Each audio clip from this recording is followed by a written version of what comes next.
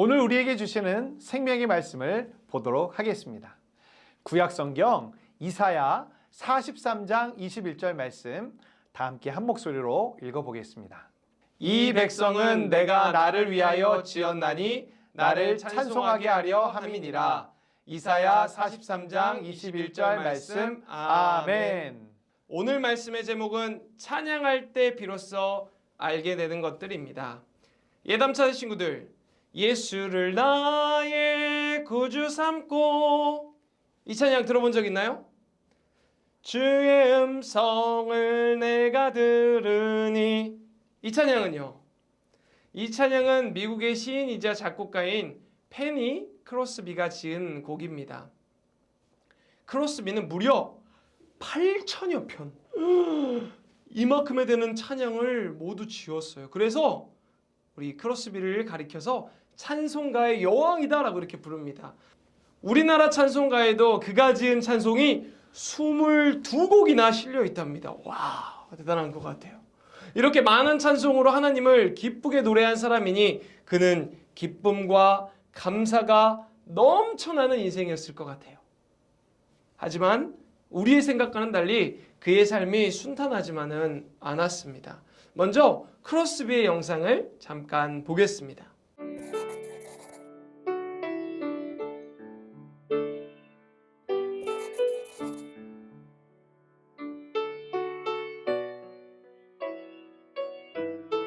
페니 크로스비는 태어난 지 6주 되었을 때 의사의 잘못된 처방으로 인해 시력을 잃게 되었습니다. 얼마 후 아버지마저 세상을 떠나자 어머니는 생계를 위해 일을 해야 했고 페니는 할머니와 지낼 수밖에 없었습니다. 페니의 좋은 친구가 되어주었던 할머니는 늘 자연의 아름다움을 손으로 직접 만지게 하며 눈으로 보듯 자세히 묘사해 주었고 그 끝에 항상 성경 말씀을 가르쳐 주었습니다. 그렇게 소중한 할머니는 페니가 11살이 되었을 때 세상을 떠났지만 그녀의 선한 영향력은 페니를 긍정적이고 도전적이며 무엇보다 기도하는 사람으로 만들었습니다. 그녀는 30살이 되었을 때 웬 말인가 날 위하여 주 돌아가셨나 몸밖에 드릴 것 없어 이 몸 바칩니다 하고 찬양을 부르다 하나님께 주님, 저 같은 사람도 주님을 위해 노래할 수 있나요? 라고 물었습니다. 그때 하나님께서 그녀 마음에 내가 너에게 이미 재능을 주었다. 너는 시를 쓰고 노래를 만들 수 있잖니? 라는 감동을 주셨고 새로운 삶의 목적을 발견한 그녀는 결국 유명한 시인이자 찬송가 작사가가 되어 활약하게 되었습니다. 무려 만여 편의 찬송시를 써 기네스북에 올라있는 그녀는 한때 미국인들이 대통령보다 더 존경하는 금세기 최고의 인물로 꼽히기도 했습니다. 95세로 삶을 마감한 그녀의 묘비에는 페니 아주머니라는 이름과 함께 예수로 나의 구주 삼고 하늘의 영광 누리도다 라는 찬송시가 적혀 있습니다. 크로스비는 1820년 미국 뉴욕의 작은 마을에서 태어났어요. 그는 태어난 지 6주가 되었을 때 글쎄 돌팔이 의사의 실수로 시력을 잃고 일평생 보지 못하는 신세가 되었어요. 설상가상으로 아버지마저 비슷한 시기에 병으로 세상을 떠났어요. 그로 인해 크로스비의 어머니는 홀로 어린 자녀를 키우기 위해 많은 일을 해야 했어요. 시력을 잃은 것도 모자라 아버지까지 잃고 또 가난과 싸워야만 했던 크로스비. 그의 인생은 너무나 절망적이었어요. 이런 상황에서 어떻게 하나님을 찬양할 수 있었을까요? 하나님께 감사할 것도 기뻐할 것도 없어 보이는데 말이에요. 그 비밀은 바로 그가 어린 시절 할머니께 듣고 배운 하나님의 말씀에 있답니다. 어머니가 일하는 동안 크로스비는 할머니의 손에서 자랐어요. 신실한 믿음을 지녔던 할머니는 손녀를 위해서 날마다 기도하셨어요. 그리고 앞이 보이지 않는 손녀에게 매일 성경 말씀을 읽어주셨지요. 할머니의 사랑과 믿음으로 크로스비는 하나님을 믿고 따르는 삶을 살게 되었어요. 할머니께서 물려주신 믿음 때문이었을까요? 크로스비는 일평생 보지 못했지만 자신의 장애를 불행하게 생각하지 않았어요. 자신의 처지에 불평하거나 원망하는 대신 찬양했습니다. 심지어 그는 만약 하나님께서 볼 수 있는 눈을 허락하신다고 하더라도 받지 않겠다. 이렇게 말하기도 했어요. 보지 못했기 때문에 하나님을 더욱 깊이 만나고 사랑할 수 있었다고 말할 만큼 그에게는 감사가 넘쳤거든요. 그는 정말이지 기적과도 같은 삶을 살았던 것 같아요. 누군가 그에게 많은 찬송시를 지을 수 있는 비결이 무엇인지 묻자 이렇게 대답했어요. 제 머리에는 수백 편의 찬송이 떠오른답니다. 하나님께서 제게 새로운 삶의 목적을 주셨지요. 저는 이 세상에서 가장 행복한 피조물이랍니다. 이 고백에서 우리는 하나님을 찬양하는 것이 그의 삶에서 유일한 목적이 페니 크로스비의 고백이었음을 알 수가 있어요. 이후로도 크로스비는 평생 하나님을 찬양하는 삶을 살았어요. 특별히 자신의 머릿속에 떠오르는 수많은 찬송을 가사로 풀어내며 더 많은 사람이 찬양하며 살아갈 수 있도록 도왔어요. 하나님의 사랑과 은혜에 감사하고 위로와 평안을 주시는 그 하나님을 높일 수 있도록 말이에요. 여러분, 찬양은 내가 기쁘고 즐거울 때만 부르는 것이 아닙니다. 또한 예배 시간에만 부르는 것도 아니에요. 크로스비의 삶에서 볼 수 있듯이 찬양은 우리가 발을 딛고 살아가는 모든 곳에서 하나님을 찬양하고 높이는 것입니다.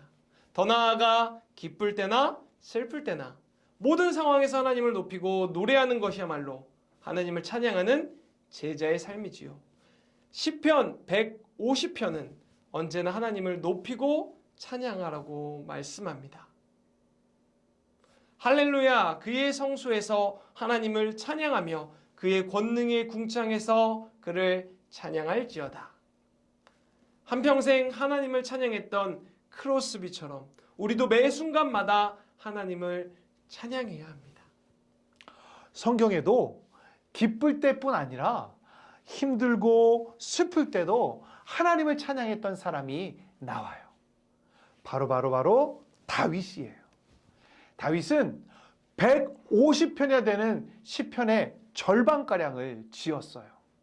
한 편 한 편 읽다 보면 그가 기쁠 때뿐 아니라 슬플 때, 또 죄를 지어서 마음이 괴로울 때, 그리고 적에게 쫓길 때 등 아주 다양한 상황에서 하나님을 찬양했던 것을 알 수 있어요.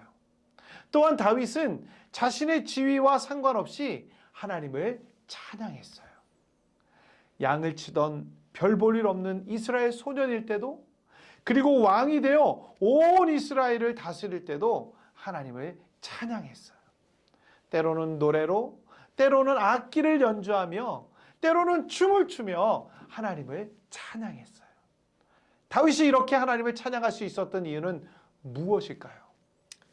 이사야 43장 21절에는 이런 말씀이 나옵니다.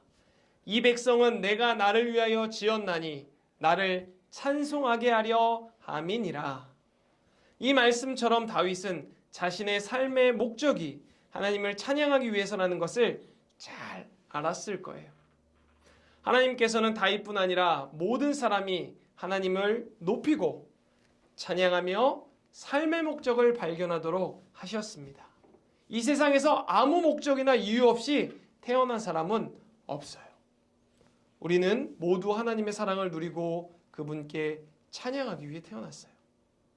다윗이 어떤 상황에서도 늘 하나님을 찬양할 수 있었던 것, 크로스비가 나는 세상에서 가장 행복한 피조물이라고 고백할 수 있었던 것은 하나님을 높이고 찬양하는 것이 삶의 유일한 목적, 즉 살아가는 이유임을 알았기 때문이었어요. 이처럼 하나님을 찬양하는 것은 우리 삶을 더욱 풍성하고 유익하게 해줘요. 첫째, 우리는 찬양으로 하나님께 우리의 마음을 표현할 수 있어요. 하나님을 향한 사랑은 물론이고 하나님을 향한 우리의 고백도 찬양으로 표현할 수 있죠. 그래서 찬양을 곡조가 있는 기도, 멜로디가 담긴 기도라고 부르기도 해요. 두 번째, 우리는 찬양 안에서 하나님의 뜻을 느낄 수 있어요. 찬양의 가사에는 우리의 고백뿐만 아니라 우리를 향한 하나님의 마음도 나타나 있어요. 하나님께서 우리에게 주시는 은혜와 사랑, 위로와 평안, 능력과 인도하심이 가득 담겨 있거든요. 그래서 우리는 찬양을 통해 하나님의 사랑과 위로를 느끼고 그분의 능력을 경험할 수 있어요. 찬양은 우리를 위로할 뿐만 아니라 우리의 믿음을 더욱 든든히 하고 때로는 우리를 변화시킨답니다. 세 번째, 마지막으로 하나님께서는 찬양하는 우리의 마음을 주목하세요.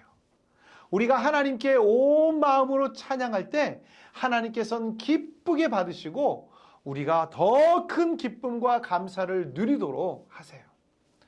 때로 우리가 상하고 아픈 마음을 찬양에 담아 고백할 때 하나님께서는 우리의 마음을 어루만지시고 위로해 주세요. 사랑하는 예담차세 친구들, 우리 모두 날마다 하나님을 찬양하고 하나님만 바라보는 우리 어린이가 되기로 결단해요. 우리를 지으신 하나님의 목적에 맞게 살아가는 아주 멋진 믿음의 예담차세대 친구들이 되길 소망합니다.